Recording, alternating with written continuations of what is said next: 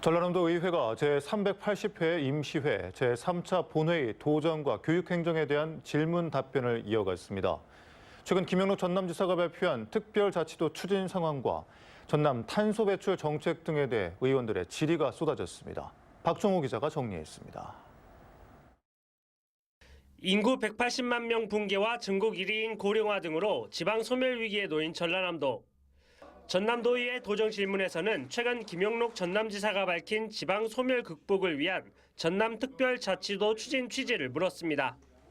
아직 논의 초기이지만 우리 지사님께서는 어떤 취지의 내용을 갖고 계시고 우리가 지금 갖고 있는 우리 전라남도가 사실 최근에 인구 감소가 급격히 눈에 띄게 늘어나고 있고요.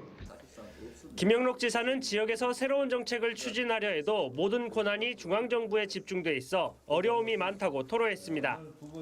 또 출생수당이나 해상폭력, 허가권 제한 등 정책을 제대로 펼치기 어렵다며 특별자치도를 통한 권한을 받아와야 한다고 주장했습니다.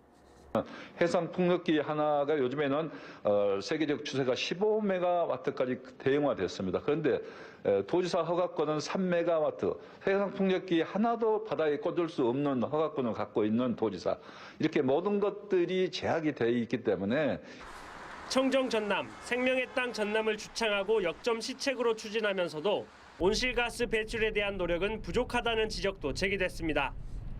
전남도의회 박형대 의원은 최근 기후변화에 관한 정부 간 패널인 IPCC 6차 보고서의 표지가 전남의 한 지자체 사진으로 선정되면서 논란이 일고 있다며 탄소 중립 실천을 위한 대책이 필요하다고 주장했습니다. 전남의 온실가스 배출 분야가 전국 2위인 만큼 탄소 중립 계획을 보강해야 한다는 겁니다. 탄소 중립 정책에서 저는 가장 중요한 부분이 친환경 농업이라고 생각하는데요. 친환경 농업의 현재의 면적이라든지 품목 생산, 농산물 생산 이런 실적들을 봤을 때 친환경이 오히려 축소되고 있습니다. 이유가 무엇일까요? 이에 대해 전라남도는 탄소 중립 실천을 위한 정책을 가장 먼저 수립하겠다고 밝혔습니다. 그러면서도 친환경 농업 면적 축소는 전국적인 추세라며 현실적인 어려움이 많다고 설명했습니다. 농촌 지역의 고령화, 그다음에 이로 인한 그 농촌 인구 감소에 따른 노동력 감소, 그다음에 판로 문제, 그다음에 생산비 대비 낮은 가격 등 여러 가지 이유가 있습니다. 그렇죠, 예, 맞습니다. 이 밖에도 전남 학생 교육수당 사용처 확보와 전세사기 피해 대책 등에 대한 의원들의 질의가 이어졌습니다.